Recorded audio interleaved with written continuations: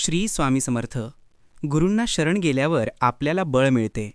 आपल्या जीवनात घडणाऱ्या नकारात्मक गोष्टीतून आपल्या मनात सकारात्मकतेची एक आस जागवायला, सगळे मार्ग बंद झाल्यावर आपल्याला मार्ग दाखवायला, आपल्या मनाच्या विवंचनेतून आपल्याला बाहेर काढायला, सर्व काही संपलं असताना सर्व काही परत मिळवून देण्यासाठी आपल्याला गरज आहे गुरूंच्या पाठबळाची, गुरूंच्या आशीर्वादाची.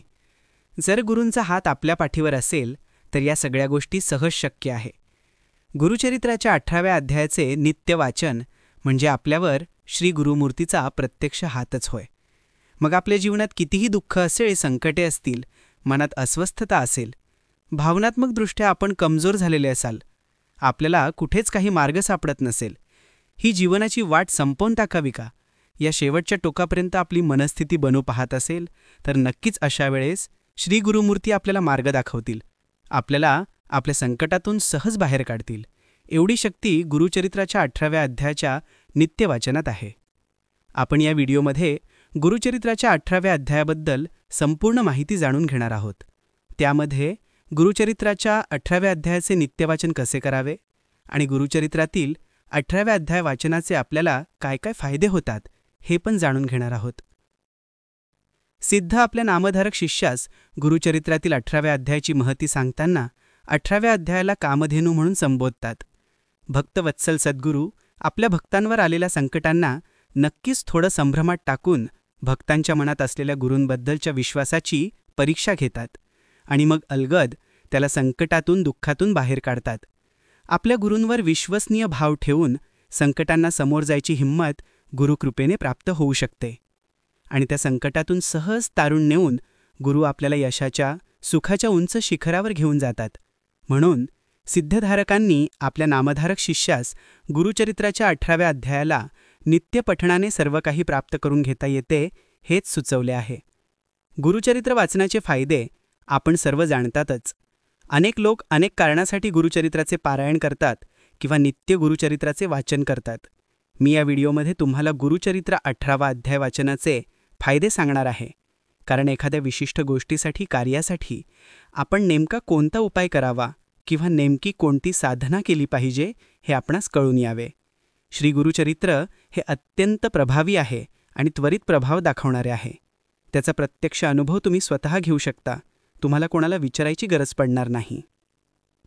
18व्या अध्यायाचे फायदे सांगायचे झाले तर, जर आपण खूप मोठ्या संकटात असाल आणि आपल्याला कोणताही मार्ग दिसत नसेल तर मनोभावे नेम करून गुरुचरित्रातील 18वा अध्याय वाचा. कितीही मोठं संकट असले तरीही आपण त्यातून सुखरूप बाहेर याल. जर आपण विद्यार्थी आहात आणि आपलं मन अभ्यासात लागत नसेल, चिडचिड होत असेल किंवा काहीच समजत नसेल तर नित्यनेमाने पहाटे गुरुचरित्राच्या 18व्या अध्यायाचे वाचन करा. आपली बुद्धी तल्लख होईल. जर आपल्या कामात आपल्याला यश मिळत नसेल, आपली कमाई आपल्याला पुरत नसेल, कमाईचा काही भाग आपण शिल्लक पाडू शकत नसाल आणि नेहमी चिंतेत आपलं जीवन व्यतीत करत असाल तर आपण गुरुचरित्राचा 18वा अध्याय नित्यनेमाने वाचलाच पाहिजे. आपलं दारिद्र्य खूप लवकर पालटून आपण सुखसंपन्न व्हाल. जर आपण बेरोजगार असाल, नोकरी व्यवसायाच्या शोधात असाल, हाताला काहीच काम मिळत नसेल, त्या विवंचनेत आपण डुबून गेले असाल तर नित्यनेमाने गुरुचरित्राच्या 18व्या अध्यायाचे वाचन करा. आपल्याला त्वरित नोकरी लागेल किंवा आपण स्वतःचा व्यवसाय सुरू करून अर्थसंपन्न व्हाल. जर आपल्या व्यवसायात नुकसान झाले असेल, आपला व्यवसाय बुडाला असेल, आपण कर्जबाजारी झाले असाल, आपण स्वतःला संपवण्याचा टोपाचा विचार करत असाल तर एकदा श्री गुरूंवर पूर्ण विश्वास ठेवून गुरुचरित्राच्या 18व्या अध्यायाचे नित्य पठण केले पाहिजे. खूप कमी वेळात आपल्याला आशेचा किरण दिसेल आणि आपण सर्व त्रासातून त्वरित बाहेर याल. गुरुचरित्रातील 18व्या अध्यायाचं जर आपल्या घरात नित्यवाचन झालं तर खूप लवकर आपली दारिद्र्यता दूर होऊन आपण आर्थिक बाजूने संपन्न व्हाल. आपल्या घरात नुसत्या कटकटी भांडणे होत असेल, घरातील कर्ता पुरुष हा व्यसनाधीन झाला असेल तर नक्की गुरुचरित्राच्या 18व्या अध्यायाचे नित्यपठण घरी सुरू करा.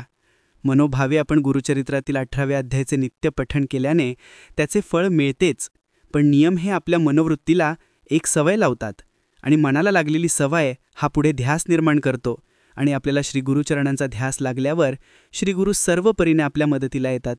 त्यामुळे जर आपण ते नियमात केले तर नक्कीच आपण सर्व त्रासातून लवकर मुक्त होऊ शकतो.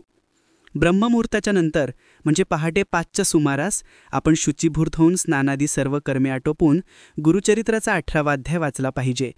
हे वाचायचंही आधी जर आपण गुरुस्मरण करून आपल्या गुरूंनी दिलेल्या मंत्राचा 108 वेळा जप केल्यास आपल्याला या वाचनाचे फळ त्वरित मिळते.